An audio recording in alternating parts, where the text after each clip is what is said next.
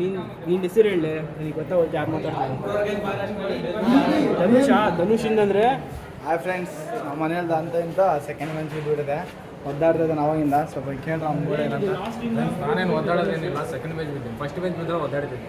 ಬರ್ರಿ ಫ್ರೆಂಡ್ಸ್, ಅವ್ನ ಬೆಂಚ್ ಲೀಲೆ ಎಲ್ಲ ತೋರಿಸ್ತೀನಿ. ಅವ್ನು ಎಕ್ಸಾಮ್ ಬರ್ದಿರೋದು ಹೆಂಗೆ ಏನಂತ. ಅವ್ನು ಎಕ್ಸಾಮ್ ಬರ್ದಿದ್ರೆ ಅರ್ಧ ಆನ್ಸರ್ ಎಲ್ಲ ನಮ್ಮ ಟೇಬಲ್ ಮೇಲೆ ಇರ್ತಾರೆ. ನೋಡಿ ನೀವೇ ಇಲ್ಲ ಫ್ರೆಂಡ್ಸ್, ಹಳೇದದು ಹಳೆ ಸಬ್ಜೆಕ್ಟ್ ನೋಡಿ ಫ್ರೆಂಡ್ಸ್. ಈ ಥರ ಎಲ್ಲ ಎಕ್ಸಾಮ್ ಬರೆದ್ರೆ ಇನ್ನು ಯಾರು ಪಾಸ್ ಆಗೋದು ಹೆಂಗೆ ಇರ್ತಾರೆ ಹೇಳ್ರಿ ನೀವೇ. ನಮ್ಮ ನರಸಿಂಹನ ಒಂದು ಸ್ವಲ್ಪ ಕೇಳಿ. ನರಸಿಂಹ ಏನಾಗುತ್ತೆ ಅವ್ನು ಎಕ್ಸಾಮ್ ಬಗ್ಗೆ ಯಾವ ಸಬ್ಜೆಕ್ಟ್ ಕೇಳ್ರಿ ಇವತ್ತು ಉಂಟು ಆಲ್ತು ಅವ್ರಿಗೆ ಎಕ್ಸಾಮ್ ಸಬ್ಜೆಕ್ಟ್ ಹೆಸರು ಗೊತ್ತಿಲ್ಲ. ಬನ್ನಿ ಫ್ರೆಂಡ್ಸ್, ನಮ್ಮ ಗಣೇಶನ ಕೇಳೋಣ. ಇಷ್ಟೊತ್ತಾದ್ರೂ ಇನ್ನೂ ಫೋನ ಮಾತಾಡ್ತದಾನ. ಹುಡುಗಿ ಯಾರಂತ ಕೇಳ್ತೀನಿ. ಯಾರಪ್ಪ ಹುಡುಗಿ? ಯಾರು ಹುಡುಗಿ?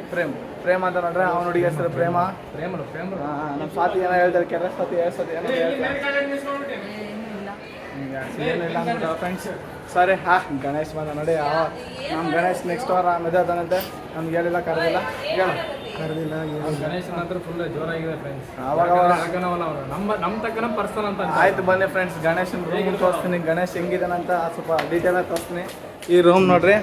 ಆಮೇಲೆ ಗಣೇಶನ ಬಗ್ಗೆ ಎಲ್ಲ ಡಿಸ್ಕಸ್ ಮಾಡ್ತೀನಿ. ಇನ್ನೊಂದು ಬ್ಯಾಟರ್ ಸಿಗ್ತೀನಿ ಫ್ರೆಂಡ್ಸ್. ಆದರೆ ಅಡ್ವಾನ್ಸ್ ಹೇಳ್ಬೇಕಂದ್ರೆ ಬೆಂಚ್ ತೋರಿಸ್ತೀನಿ. ಬರೀ ಗಣೇಶಿಂದ ಒಂದು ಗಣೇಶನ ಫ್ರೆಂಡ್ ಇರೋದು ಫುಲ್ ಜೋರು ಇರ್ತಾರೆ.